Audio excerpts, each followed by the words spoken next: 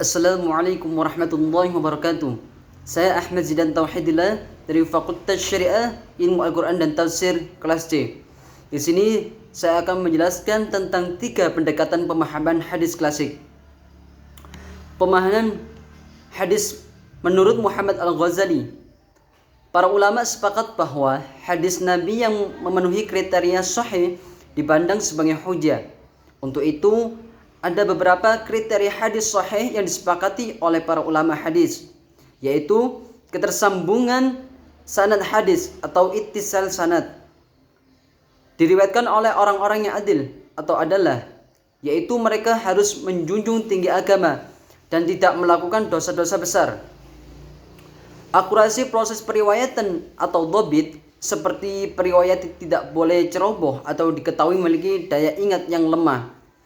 Bebas dari suuzon, yaitu kontradiksi dengan sumber-sumber yang lebih dipercaya. Bebas dari cacat-cacat penyimpangan atau ilat qadhihah, yaitu ketidaktepatan dalam melakukan periwayatan. Kemudian 3 pendekatan pemahaman hadis klasik. Yang pertama, pendekatan bahasa. Persoalan pemahaman makna hadis tidak dapat dipisahkan dari penelitian matan.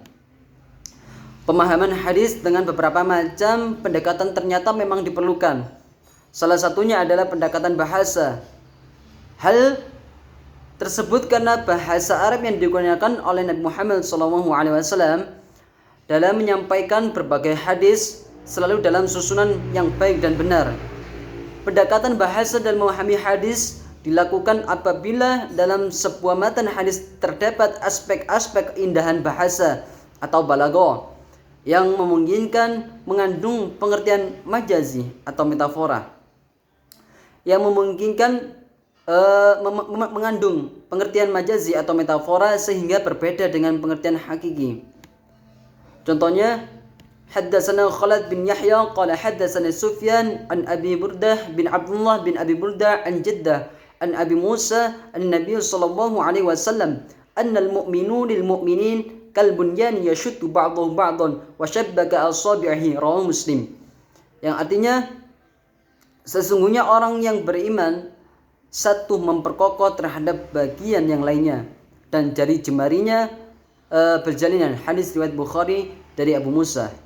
Kemudian contoh hadisnya kedua, haddatsana Hasan bin Ali Khalal ghairu wahda qalu haddatsana Abu Isamah an Yarid bin Abi Burda an Abi Musa al-Ash'ari qala Rasulullah sallallahu alaihi wasallam al-mu'minu lil mu'mini kal bunyan yashuddu ba'dahu ba'dan, rawahu At-Tirmidzi.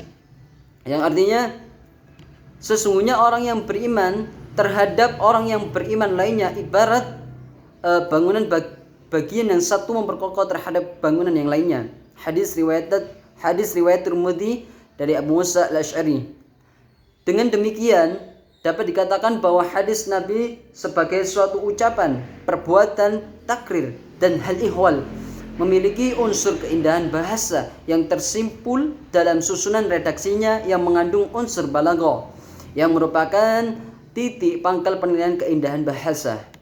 Kemudian pendekatan yang kedua yaitu pendekatan psikologis. Yang dimaksud dengan pendekatan psikologis dalam memahami hadis dengan memperhatikan kondisi psikologis Nabi Muhammad SAW dan masyarakat yang dihadapi.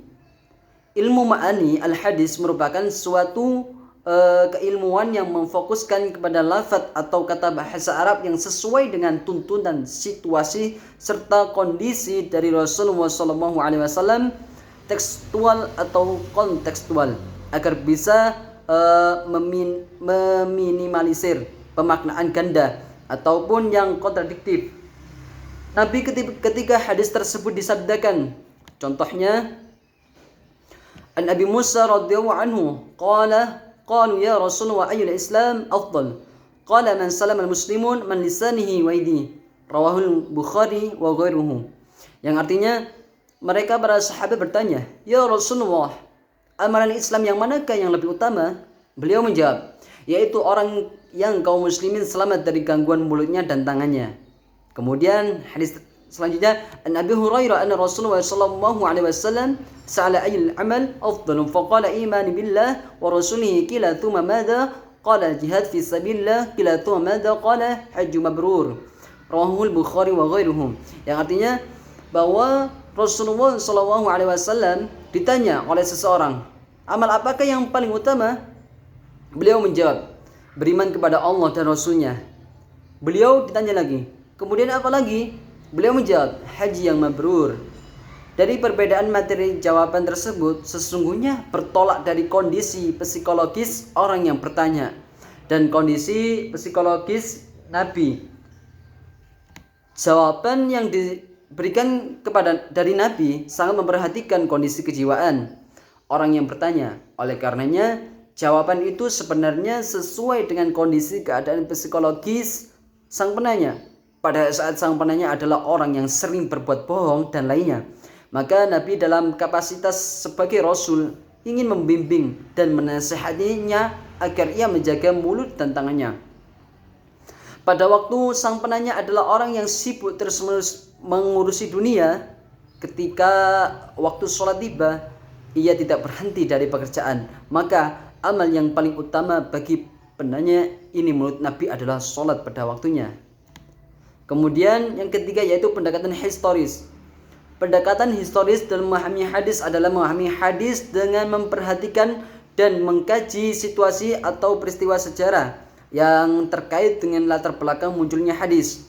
Pemahaman hadis dengan pendekatan historis dapat dilihat misalnya dalam memahami hadis tentang hukum rajam.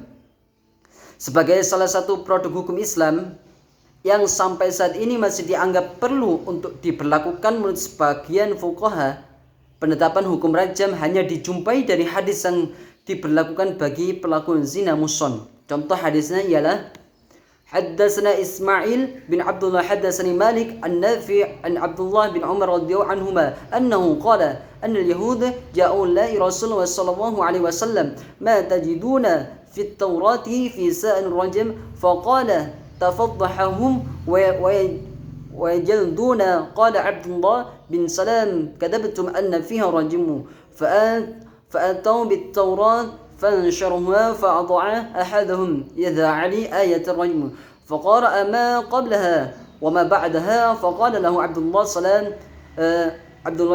الله بن سلام ارفع يدك فارفع يدها فذا فيها آية الرجم قالوا صدق يا محمد فيهما آية الرجم فأمر بهما رسول الله صلى الله عليه وسلم farajan.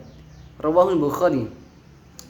Yang artinya telah menceritakan kepadaku Imam Al-Bukhari Ismail ibnu Abdullah, ia telah mengatakan bahwa Malik telah menceritakan kepadaku yang ia terima dari Nafi, dan Nafi ini menerima dari Abdullah ibnu Umar radhiyallahu an, yang berkata bahwa sekelompok orang Yahudi datang kepada Rasulullah SAW sambil menceritakan masalah yang mereka hadapi, bahwa seseorang laki-laki dan perempuan dari kalangan mereka telah melakukan perbuatan zina. Kemudian Rasulullah SAW menanyakan kepada mereka, apa yang kamu temukan dalam kitab Taurat mengenai hukum rajam? Mereka menjawab, kami memperlakukan dan mendera mereka. Kemudian Abdullah ibn Salam berkata, kamu semua berdusta, sebab kitab Taurat itu ada hukum rajam. Ambillah kitab Taurat. Dan mereka menggelar kitab Taurat untuk dibaca. Tetapi salah satu di antaranya mereka meletakkan telapak tangannya tepat di atas ayat rajam, dan hanya dibaca ayat sebelum dan sesudahnya saja.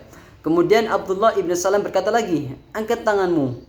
Lalu orang itu mengangkat tangannya, dan saat itu tampaklah ayat rajam. Selanjutnya mereka mengatakan, benar ya Muhammad, bahwa dalam kitab Taurat ada ayat rajam. Kemudian Rasulullah SAW memerintahkan untuk melakukan hukum rajam tersebut. Hadis riwayat Bukhari. Sekian apa yang dapat saya sampaikan, kurang lebihnya mohon maaf yang sebesar-besarnya. Akhirul kalam, wassalamualaikum warahmatullahi wabarakatuh.